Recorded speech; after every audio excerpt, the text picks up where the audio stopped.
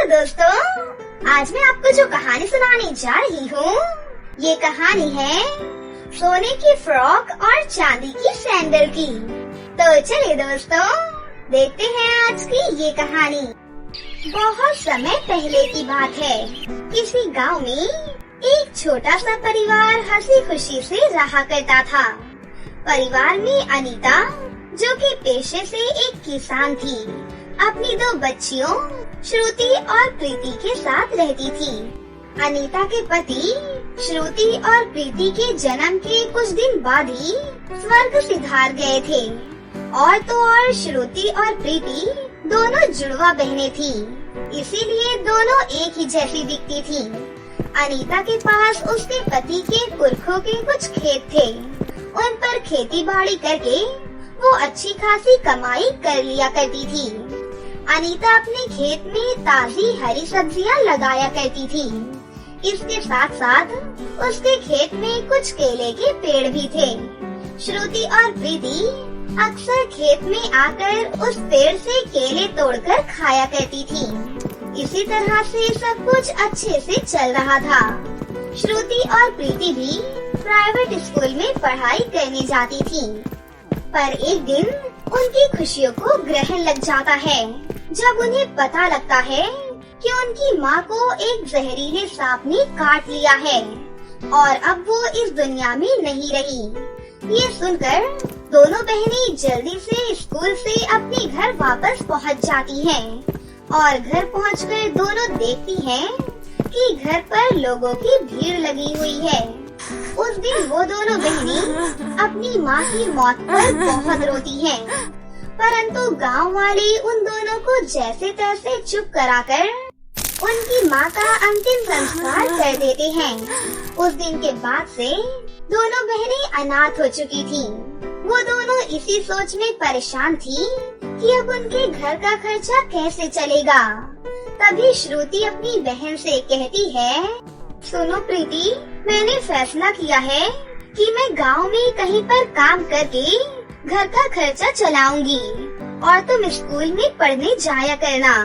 नहीं श्रुति, मैं समझ सकती हूँ कि हमारी माँ की मृत्यु के बाद घर का खर्चा चलाने के लिए बाहर कमाना बहुत जरूरी है, परंतु मैं ये सारी जिम्मेदारी तुम्हारे ऊपर नहीं डाल सकती।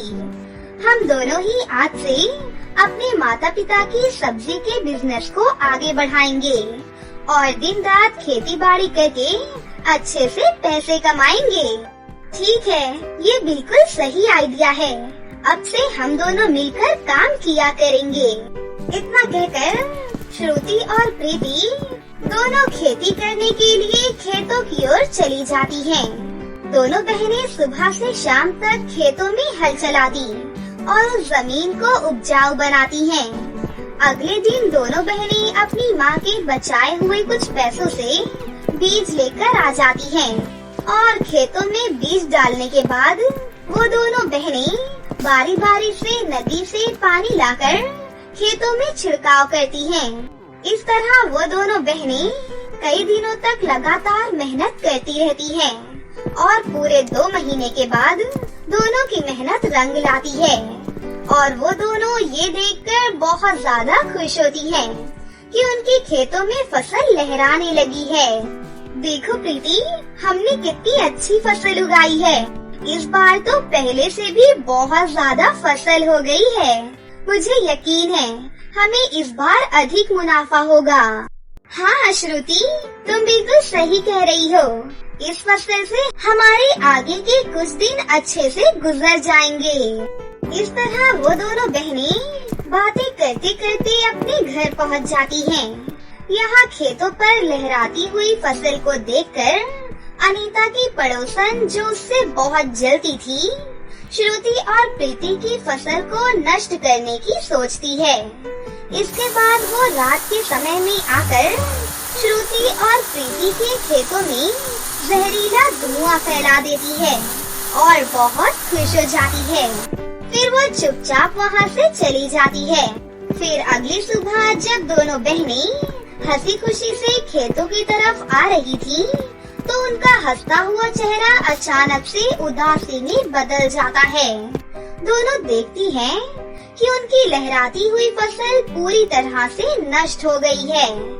ये देखकर उन्हें कुछ समझ में नहीं आ रहा था कि ये सब कैसे हुआ। अरे श्रुति, ऐसा क्या हो गया? हमारी तो पूरी फसल नष्ट हो गई। हमारे गांव में तो कोई आंधी तूफान भी नहीं आया, फिर यहाँ फसल कैसे खराब हो गई? पता नहीं प्रीति, ये सब कैसे हो गया? हमने इतनी मेहनत से दिन रात करके ये फसल बोई थी, अब हमारा क्या होगा? इस तरह श्रुति और प्रीति दोनों आपस में बातें कर रही होती हैं कि तभी वहाँ उनकी पड़ोसन जमुना आ जाती है। अरे, तुम दोनों की फसल को ये क्या हो गया? ये तो पूरी फसल ही नष्ट हो गई है।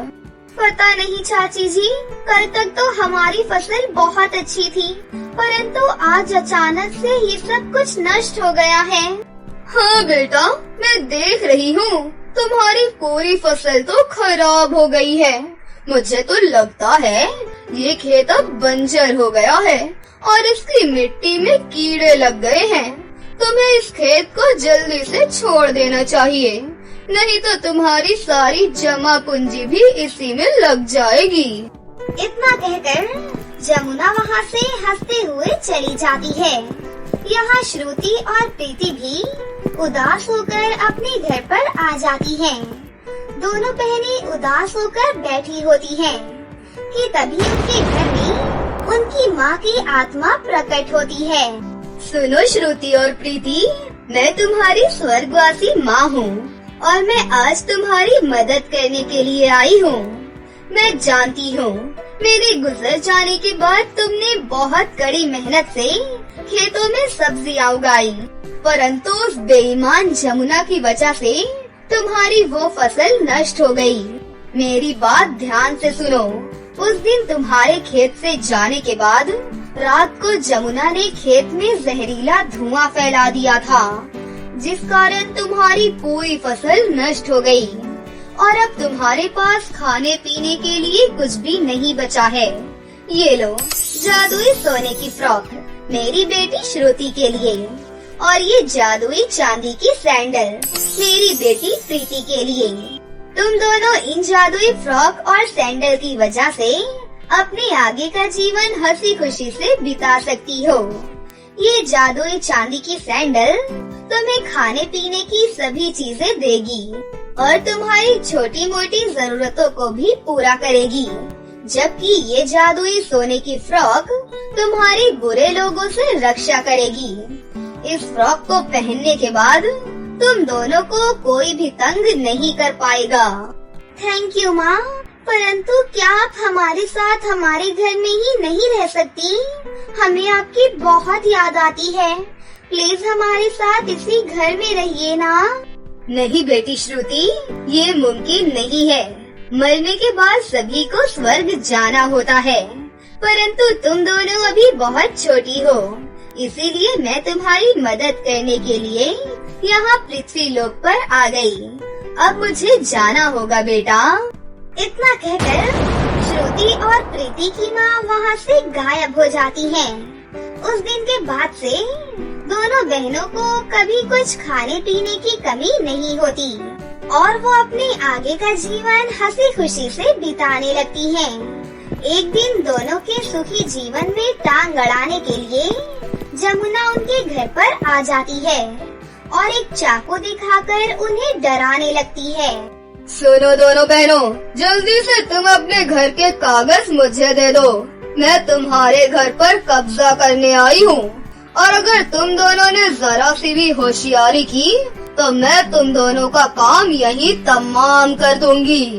हमें सब कुछ पता चल चुका है कि किस तरह तुमने हमारे खेतों में जहरीला धुआं फैलाकर हमारे खेतों को नष्ट कर दिया और अब तुम हमें मारकर हमारे घर पर कब्जा करना चाहती हो, परंतु तुम्हारा ये प्लान कभी भी कामयाब नहीं होगा।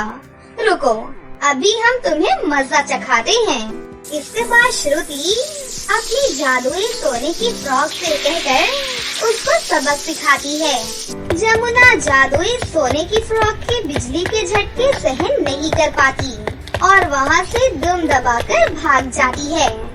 इस तरह उस दिन के बाद से उन दोनों के जीवन में कभी भी कोई भी परेशानी नहीं आती और वो दोनों बहनें हंसी खुशी से अपनी जिंदगी जीने लगती हैं। जोधपुर नाम के एक गांव में सोहन नाम के एक लड़के ने परीलोक की निशा परी से शादी की थी। परी होने के बावजूद निशा बहुत ही सांवली थी और दिखने में भी कुछ खास नहीं थी। इस वजह से उसकी सास चमेली उसे नापसंद करती थी और साथ ही उसे परेशान करने का कोई मौका नहीं छोड़ती थी।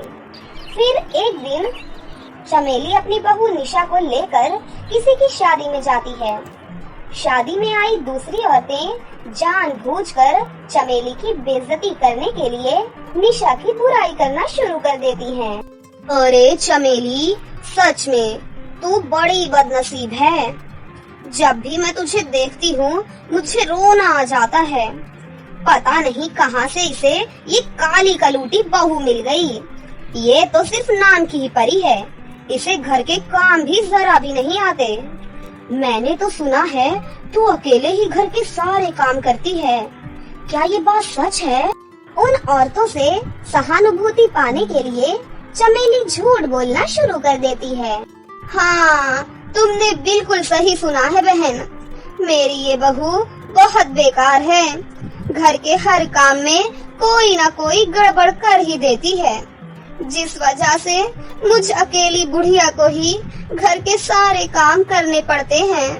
तेरे बेटे की अकल पर पर्दा पड़ गया था जो इस कोयले की तरह काली परी से शादी करके इसे घर ले आया।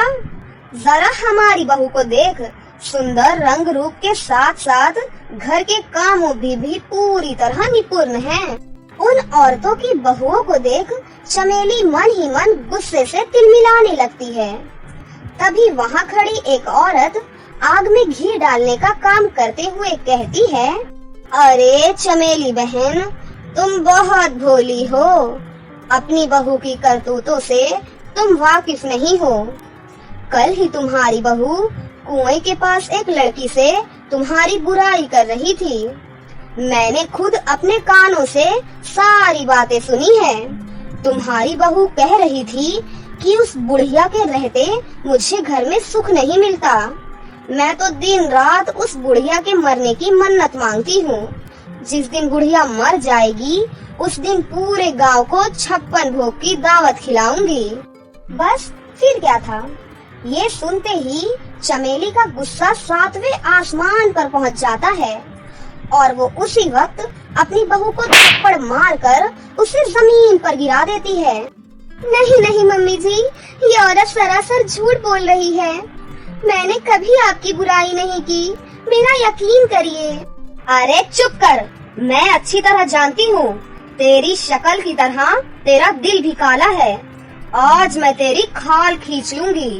उसके बाद चमेली एक छड़ी उठाकर निशा को मारने लगती है। दूसरी तरफ ये तमाशा देख वहाँ खड़ी सभी औरतें मन ही मन खुश होती हैं। उसके बाद चमेली निशा को मारती हुई घर ले जाती है। फिर कुछ दिनों बाद निशा परी गर्भवती हो जाती है। जब ये बात चमेली को पता चलती है तो खुश होने की बजाय वो मन मारकर बैठ जाती है। तभी चमेली के पास उसकी सहेली आती है।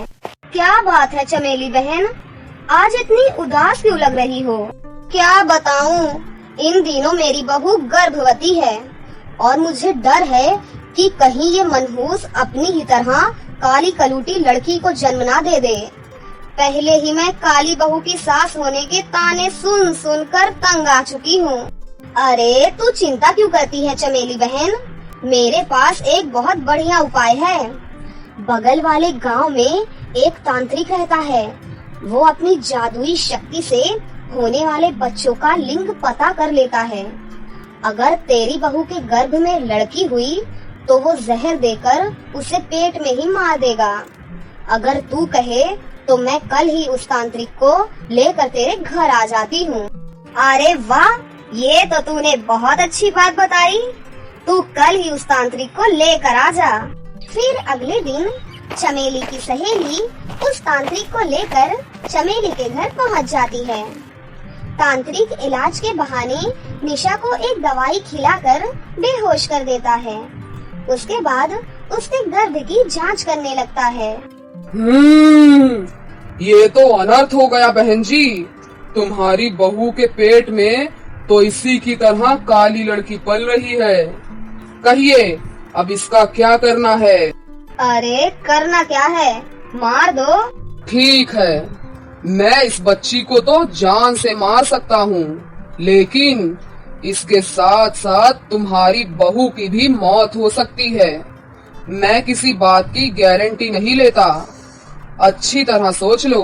अरे इसमें सोचना क्या है तांत्रिक जी, अगर ये कलमोही मर जाएगी तो मुझे इससे हमेशा के लिए छुटकारा मिल जाएगा।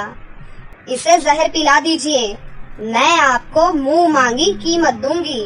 ये सुनकर तांत्रिक बहुत खुश हो जाता है और फौरन निशा का मुंह खोलकर उसे जहर पिलाने लगता है। लेकिन तभी अचानक उल्टियाँ करती हुई निशा होश में आ जाती है। निशा अपनी सास के गलत इरादे समझ जाती है और उठकर वहाँ से भागती हुई घर से बाहर निकल जाती है। अरे ये तो भाग रही है, पकड़ो इसे। फिर चमेली अपनी सहेली के साथ मिलकर निशा को पकड़ लेती है। चलो तांत्रिक जी, जल्दी से जहर पिला दो।